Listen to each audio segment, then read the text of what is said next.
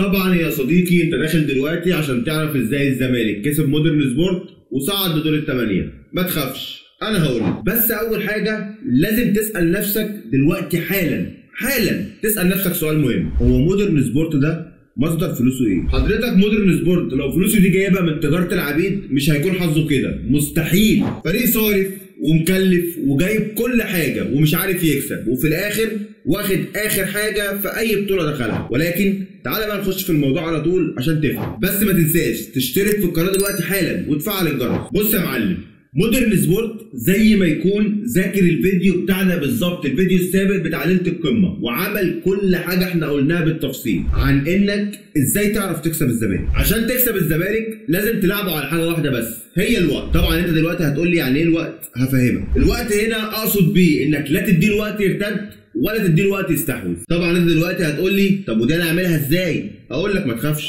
عشان تعمل الحكايه دي لازم يكون عندك نقطتين مهمين. اول حاجه انك تضغط عليه في كل مكان في الملعب عشان ما تديلوش وقت ان هو يستحوذ او يتحكم في الريتم. الحاجه الثانيه والمهمه جدا انك لازم تلعب كوره سريعه وتحولاتك تكون سريعه جدا جدا. في الوقت ده تقدر تضرب خطوطه بمنتهى السهوله. استنى بس، عشان الزمالك عمل برضه نفس اللي احنا قلناه بالنص، وان هو يستغل الكرات الثابته اللي هو بيتميز بيها اصلا. اول ما جاب الجول الاول على طول قال لك خلاص الدنيا كده سهله وبسيطه، نبدا بقى نفكر في ماتش الاهلي. ولكن من بعد الجون ده الزمالك ما شافش قدامه تاني. مودرن راح عامل اللي قلنا عليه وضغط في كل مكان في الملعب حرفيا، لدرجه ان من كتر الضغط خلى لعيبه الزمالك كانت بتدي لعيبه مودرن الكوره في منطقه خطره جدا. وكلنا شفنا دونجا وهو بيدي لعيبه مودرن كام كوره كانت المفروض تبقى جون مؤقت، وهوب اتعادل مودرن. وبعد تعادل مودرن الزمالك قدر يفوز بخطأ غريب جدا جدا جدا لحارس مودرن